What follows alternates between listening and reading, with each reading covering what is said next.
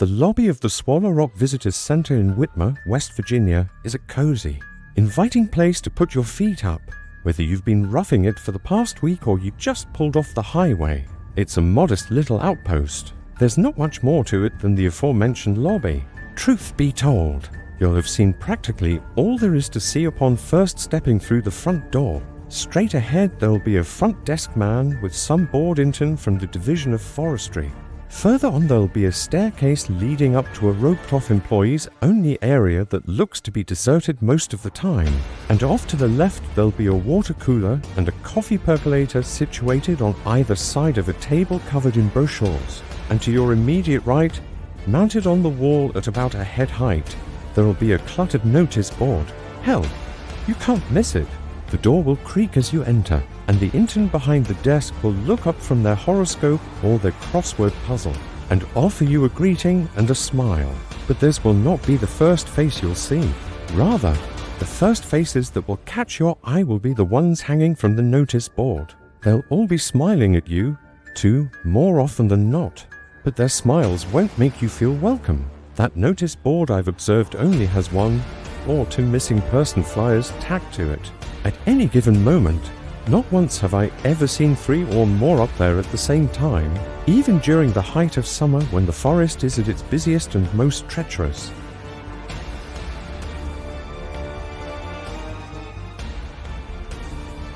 Now, I can't prove that such policy actually exists, mind you, and I highly doubt that it's officially documented anywhere in any case.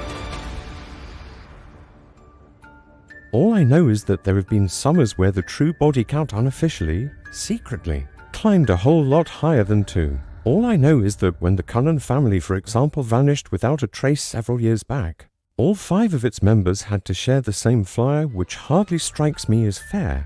But that's always how it's been. Sometimes there's 1, sometimes there's none, but there's never more than 2. It wouldn't do to let them overrun the entire notice board, admittedly, and don't want the faces of all those doomed men and women spooking the tourists. Don't want them crowding out the advertisements for local hotels and restaurants. There's a certain balance that has to be struck. Now, mind you, I'm not claiming that the Division of Forestry is engaged in some kind of grand conspiracy or sinister cover-up. I appreciate that they have to keep up appearances, and I understand that it's not their best interest to make a morbid first impression, but still, I find that notice board and its apparent 2% limit just a tad troubling. I tend to notice little wrinkles like that, and some would say I fixate on them. I am an observant person by nature, almost to a fault. It's a tendency that has served me well over the years, and the last time I ventured into the dark and canopied depths of the Monongahela National Forest, I fully believe that it saved my life. I was hiking southwest from Whitmer to the Sinks of Gandandy, commonly referred to by old-timers simply as the Sinks. By any name. It's a spot where Gandandy Creek goes underground and runs for thousands of meters or so, through a natural tunnel in the earth. It's a beautiful spot, if a bit obscure and remote and difficult to reach. I was planning to take a woman I was seeing on a trip to the Sinks later that summer, and I wanted to make sure that I still knew the way by heart. I don't leave anything up to chance when it comes to the great outdoors. The people who underestimate what nature can do are ones who end up adorning the walls of visitors' centers the world over. It's precisely because I harbor a healthy fear of nature's wrath that I've made a bit of a habit closely studying notice boards like the one in Swallow Rock. I make a point of acquainting myself with the details of each of the smiling frozen faces as they present to me. I commit these faces and the attendant detail to memory as best as I can, and then I carry on with my itinerary, letting them tag along with me all the while. Now, of course, you never expect to actually happen upon a stranded camper out in the middle of the woods, or the remains of one, but it pays to be prepared. All of this happened 2 years ago in the last week of April, my favorite time of year for camping and trail walking. Not too hot and not too cold, and crucially for a loner like me, not too busy. My spirits were high when I first set out. I was making good progress and in the right state of mind, fully receptive to the sights and sounds of the wilderness, striding swiftly through the pinkish early morning light, with the confidence of a man who knows exactly where he's going. and exactly what is waiting for him there while consulting my map and compass at regular intervals to verify things that I already knew, stopping into the visitors' center only because I knew that my then girlfriend would want to go in a few months when I replicated this trip with her. It was for her sake, not mine. Even though I was alone that day, I meant to retrace my steps precisely when the time came as to reduce the likelihood of becoming lost. The visitor center had nothing to offer me. Nothing, that is, but that pair of smiling faces on its wall. I did not intend to join their ranks. I pride myself, as I've said, on not taking any risks where nature is concerned. I was, however, taking the calculated ones on this particular occasion. One was typical of me, and the other was not. The first that I was making the trek alone, which is a risky act in and of itself, but a worthwhile one for reasons I'll get to momentarily. The second was that I intended to stray from the trail at a few predetermined points to save time, and not treat myself to rugged and more scenic excursion. While this did entail some risk, it was not outright reckless. I believed that I had a firm grasp of what I was up against. You see, years of experience had taught me how to handle each and every one of the predators I was likely to encounter, which ones you had to stare down, and which ones you had to run from, and which ones you were better off just ignoring. I thought that I was well equipped to handle any wild creature I might chance upon, but I was mistaken. I veered off the trail for the first time after an hour or so making my way up, and down a series of densely treed hillsides crossing a skinny nameless stream that was not marked on my map, the waters of which didn't even reach my thighs, ultimately finding the trail again just when and where I expected to find it. I resumed following it for about another hour before arriving at a left-hand bend that I had already decided I would not be pursuing. The trail curved left, but I kept walking forward, bound for the beautiful and elusive sinks of Gandandy as straight as the crow flies. Now, during the course of all of this hiking, I didn't encounter a single other living soul, and that suited me just fine. Hikers, by rights, ought to be solitary animals. I, for one, go into the woods to get away from people. But certain hikers, I've learned, love nothing more than to catch up with you and walk in lockstep with you and talk your ear off. The talking, the companionship, the proximity to another person, well, changes everything. It turns the whole forest into a different place. The configuration of the trees, the tempo of the birdsong, the color of the sunlight, all of it. And that I suspect was the real reason that I found myself in the Monongahela on that quiet temperate April morning carrying out a dry run for my future hiking date. I wanted to go and see the sink solo one last time before showing them to somebody else. When you undergo a singular experience by yourself, it belongs entirely to you, for better or worse. Not having another pair of eyes to rely on forces you to pay closer attention. It puts hard edges on everything you look at. It makes it easier to think back and remember things, the way they really happened, to remember them with clarity. I can most certainly still recall all of the details of what was supposed to be my final hike into the woods southwest of Swallow Creek. I can remember the exact moment that I realized I was lost.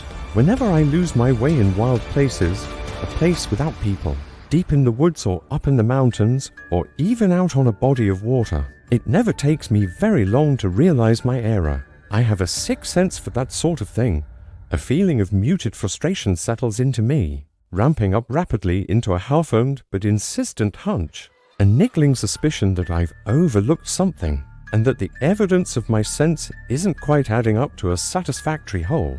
This ambient sense of dissatisfaction is always the first indication I get when I made a mistake, that I've gone the wrong way, and it's the only warning I ever need. Generally speaking, it's not accompanied by any sensations of worry or fear. Even when the right way forward becomes an open question, I never let myself get disoriented to the extent that I forget which direction I've just come from, and this particular outing was no exception to that rule.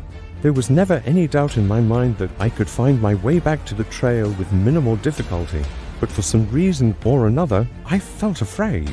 There were clinging lines of unease creeping slowly over me, whispering to me, and their whispers bolted and lent credence to the voice in my head that was urging me to turn back. These two instincts were in fact one and the same. Something in my field of view, something in my immediate environment had imposed upon me a powerful impression of intense but indefinable wrongness. The forest was quieter and emptier than it ought. It was hotter, too. It felt closer to the middle of August than the end of April. I found that I was naded and perspiring heavily in spite of having carefully paced myself all morning, and there was a foul odor in the air that was making me faintly sick to my stomach. I had been smelling it, I realized, for upwards of an hour. I felt a strange conviction brewing inside me that I was courting danger with every step I took, and that I was ignoring clues as to the true nature of my predicament.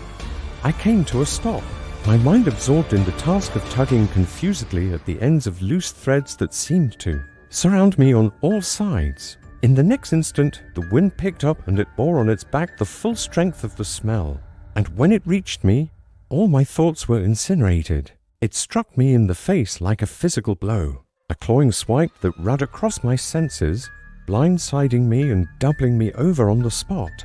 I planted both of my palms on my quaking knees, my lips and eyelids sealed up tight, and I waited for the wave of nausea and wooziness to pass. Tears squirted from the corners of my stinging eyes. I reached up and clapped a hand over my nose and mouth, groping blindly behind and below me with my other hand. As I clumsily lowered my body down into the grass, the smell was quite literally overpowering.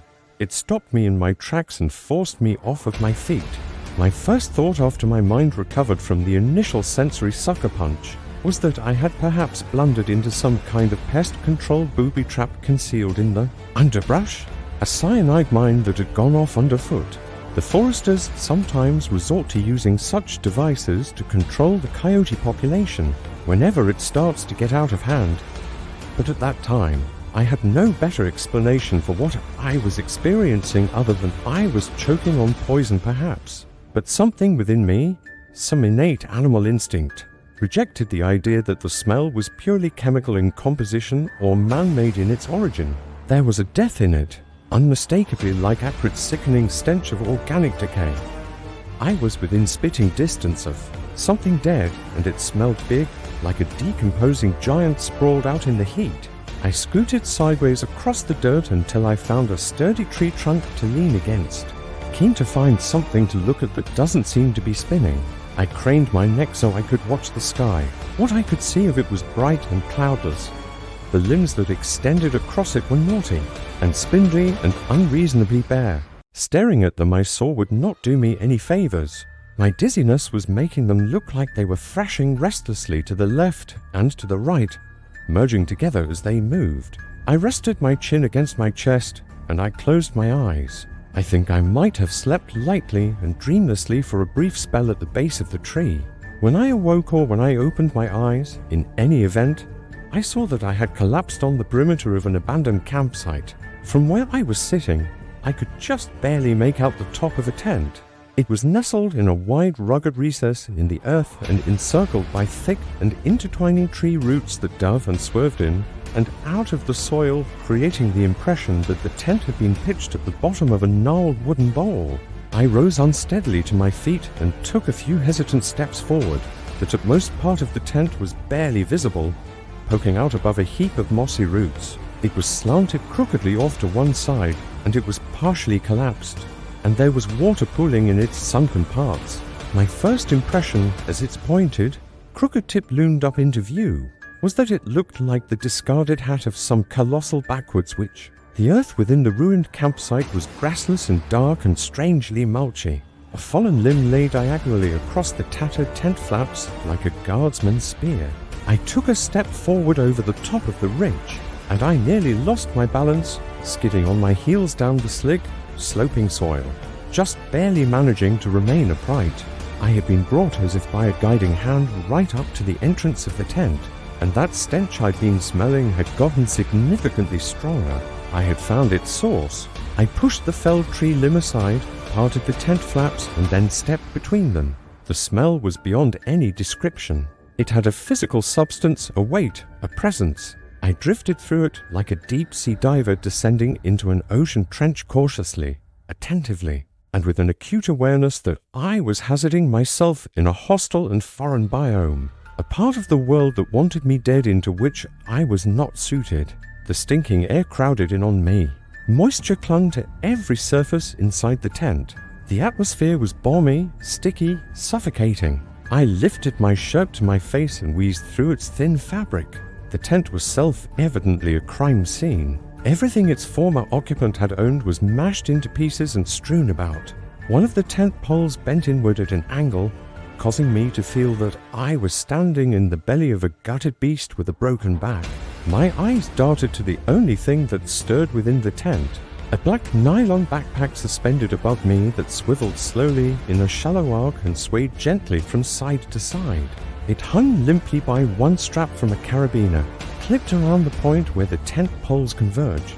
It was unzipped, and it had disgorged its contents onto the ground.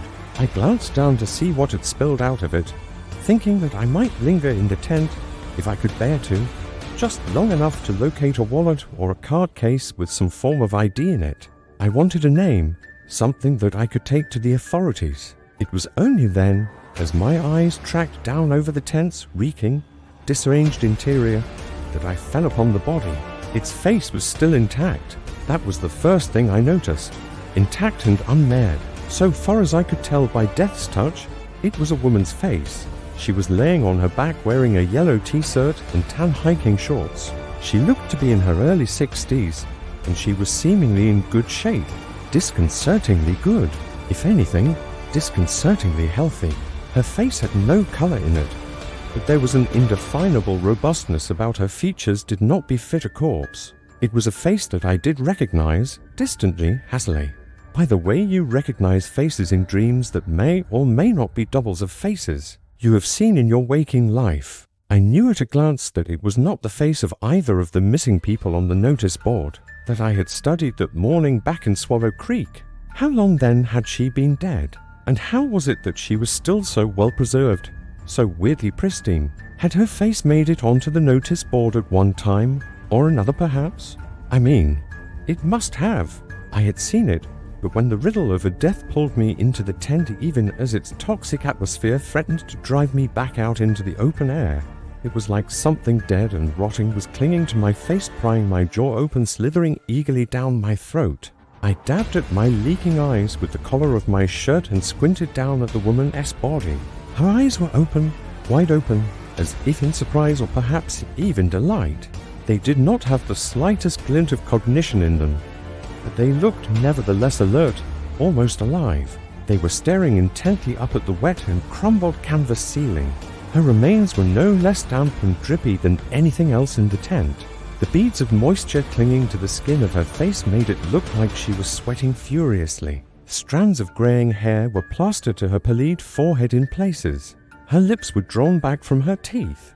The shape of her mouth formed neither a grin nor a grimace. It was an expression that conveyed no meaning whatsoever. I felt somehow that I was not meant to look upon it, that I was receiving a signal that was never meant to be received, never meant to be deciphered.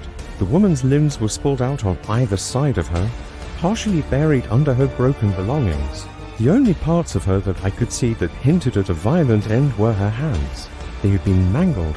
Her fingers jutted out from the slashed canvases of her palms in chaotic splintery jumbles. I tore my gaze away from them with a sudden jerk of my head, as if some part of me feared that she would catch me staring and take offense. On the ground, within a few inches of what passed for her right hand, I spotted a tiny, unassuming journal with a brown cover. I picked it up. I had to crouch down and lean over her body in order to do so, and as I straightened back up, I sneaked another glance at her fingers. It almost looked as though she had too many of them, or that they were jointed in too many places. I turned my attention with some eagerness to the journal. What had become of this person? Were these defensive wounds I was seeing? It was thankfully not my job to make those determinations. I needed a name, nothing more. I had gone in the course of a few minutes from wanting one to needing one. It felt like the very least that I could do for the poor expired creatures sprawled out before me. Why had I become so fixated on all those missing person flyers after all? If not in the hopes of one day making myself useful in a crisis such as this, Now, that journal did not shed light on anything. It was battered and water-damaged with smeary text that was only sporadically legible. Her handwriting, I could see, had once been neat and precise, but time and the elements had rendered it all but meaningless. The clusters of small, spiky, cursive letters set against the lines of the paper reminded me of tartan lengths of barbed wire. It was a trail diary, that much I could tell. The journal's first page promised a $30 reward in exchange for its safe return, should its owner ever misplace it, and that owner's name was obscured by a blotchy black smudge. I turned its fragile yellowing pages, realizing quickly that I was wasting my time. I'd done nothing but waste my time since I'd stepped off the trail that morning. I was no help to anyone. What had made me think of my morbid fascination with the notice board would make any difference at all? Tide of despair surging up out of my guts, fringed with queasiness, triggering a fresh round of vertigo. I hastily leafed through what was left of the woman's writings, and I saw that her perfect penmanship had begun to fail her near the end. Here and there, this failure ironically made her handwriting easier for me to pass. Sentence fragments shorn of context surface one after another like squirming things emerging from a carcass. Keep writing for God's sake. The wrong time and place with the wrong face in the tent with me all night. Those last few entries in her journal had been scrolled out frantically, and in an undisciplined looping hand that strayed brazenly over the orderly lines. It was the handwriting of someone who could not see the page open which she was scribbling. Her final words were indecipherable. They had been written under duress and in the dark. Perhaps she had tried and failed to light a campfire, but more than likely, I reasoned, she had talked herself out of lighting one. She would have given up on being rescued by then, and she would not have wanted to do anything that might attract her pursuers' attention. I paused, blinking away fresh tears. Where had I gotten the idea that someone was after her? Had I understood in some half-conscious way more of the journal than I thought I had? I closed this slowly and lowered it from my face. All at once, the tent seemed unbearably cramped and quiet, as if its dimensions had suddenly shrank while I'd been skimming the journal, as if I had just steadily been hearing a noise that had only just fallen silent. It was time for me to go. I bent down to return the woman's journal to its appointed place in the detritus, and as I did so, my gaze passed quickly over her hands, which were folded neatly over her stomach, the fingers interlaced, unbent and unbroken and entirely undisfigured, save for the fact that they were freakishly long. I did not wheel or recoil or gasp. I glanced swiftly up and down the length of the corpse. Its eyes were as before, but its mouth had also changed. The two rows of teeth, which had formerly rested against one another, were now separated. The putrid smell that had been flooding into my nose and mouth for minutes on end suddenly became even sharper and more searing. I realized that it was the woman's breath I had been smelling. All of this I registered in the span of 2 or 3 seconds. I coughed wetly behind my shirt and willed my trembling hand not to drop the journal. It was holding. I forced myself to set it down carefully, where the corpse's right hand had originally been resting as though nothing was amiss. The thing on the ground in front of me was not human, and it was awake, and its hands had moved. They had impossibly repositioned themselves, adopting the pose of someone who was just finished off a hearty meal, someone who was reclining and half dozing and contentedly patting their belly. Even as my blood froze in my veins, my body continued going about its business. I mentioned earlier that I am adept at recognizing when predators should be confronted or fled from or disregarded. Somehow I was able to discern that the thing laying at my feet fell into the latter category. I credit it with my survival. I glanced furtively at the creature's upturned face. I could remember feeling powerfully afraid that it would turn its head to look at me, that it would let me know that it had noticed me, that it would abandon the pretense of being a corpse and of being human, and that it would proceed to do to me whatever it had done to its previous victim, the one that it was now shoddily imitating, the woman who had pitched the tent in which our game was playing out. The game. Yes, that's what was transpiring between us. It was pretending to be dead and a person, and I was pretending that I had not yet figured out that it was neither one of those things. If either of us had dropped our masks, the other would have no choice but to do likewise. The thing was playing possum with me for some unknowable reason. It was drawing me into a trap. It was toying with me. It was dancing with me. I had to make sure that it did not tire of our dance. Its eyes still stared upward, but they were no longer as vacant as they had been, and its mouth had opened even wider. It was while I was staring down at its mouth, at its bar and glistening teeth, that I realized that I was on the verge of vomiting. I spun around, my stomach spasming, and let my shirt fall from my face. If I was going to be sick, I wanted it to happen outside of the tent. I can remember thinking disjointedly that I didn't want the thing to see me vomiting, that if I might forfeit my life by losing my composure in that way, I was forced to infer the rules of its game and learn the steps of its dance in real time. Some or all of my inferences might have been incorrect. I'll never know for sure. It might well have been a mistake to turn my back on it, to stand in the tent, sagging entryway, heaving up all the oatmeal I'd eaten for breakfast and all the water I had drunk on the trail. With one clammy tent flap draped over my right shoulder, I remained there for some time, spitting out viscous strings of foul-tasting saliva and wiping my mouth with the back of my hand, afraid to turn around and see what new pose the creature had contorted itself into. I scissored my teeth into the soft meat of my tongue, knowing that I might have to bite down hard when I re-entered the tent to stop myself from screaming.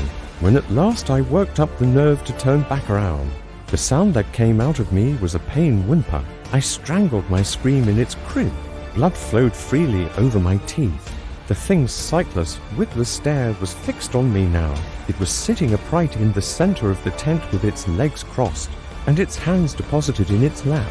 Its fingers were knotted together in a berserk tangle of mutilations, a bloody thicket of flesh and bone. Its mouth hung open in a silent scream, a parody of the scream that I myself had stifled moments prior. It sat there motionlessly as I did the unthinkable, stepping back into the tent, standing beside it, within a few inches of it and glancing about casually and unhurriedly, as if I were trying to find something I had brought with me and left behind. I had accepted its invitation to the dance, and I had no choice but to hit my marks as best as I could. I reached up and tapped my chin consideringly and said, "H, you know, the way you do when you're playing hide and seek with a child." I don't know what possessed me to do that, or if it helped in the slightest. Once again, my eyes were drawn to the hanging backpack. I reached into it and rummaged around and pretended to find something. "Ah," I said in a voice that would not have persuaded any living human being of my sincerity. "Here it is." And then I turned and I left. I didn't run. Well, not at first. To do so, I thought might have been foolish. It would have squandered all the time I had bought myself by keeping a level head and acting casual. I picked my way deliberately over the fallen limb in front of the tent and climbed out of the earthen crater and over the rim of the basin formed by the roots. I did not permit myself to look back over my shoulder as I gradually picked up speed. The leafless tree limbs that scrabbled up at the sky above me snaked and twisted crazily against the blue, and I told myself that I could count myself safe as soon as I found the trail again, and I tried to persuade myself that I had picked the right direction in which to walk. The stench never left my nostrils, not when I heard drunken voices belting out a campfire song off in the distance, not when my foot splashed down into the same unmapped stream that I had traversed that morning, not when I stumbled finally out of the brush and onto the trail again. Its firm grey stones felt good under my boot heels, better than the slippery sucking soil of the nightmare camp which I had wandered into, where no insects hummed and no grass grew. No sooner had I regained the trail than I heard an odd scraping sound coming from somewhere close behind me. I turned to look, fully expecting to see another hiker dragging a heavy duffel bag and prematurely grateful for their company. And I saw a juttering pseudo-quadrupedal shape skidding down an embankment and onto the trail. Its unclothed top half kept pitching forward into the dirt and stones, and it was propelling itself forward with its hind quarters still clad in tan shorts, and its legs were making grabbing motions as it lurched along, and its fingers were writhing and lashing about like hungry eels. It was dragging its head through the hard gravel as it came toward me. The scraping sound I had heard had been its skull. Then I broke into a run. I did not stop until I burst into the Swallow Rock Visitors Center and used the brochure table to bar the door behind me. Now I never stepped foot in the Monongahela again after that day. Never laid eyes on the sinks either. Needless to say, alone or otherwise, my relationship disintegrated after a matter of weeks. The timing wasn't right, or so she said. I don't think that my cancelling our camping trip without explanation played a significant role in her breaking up with me.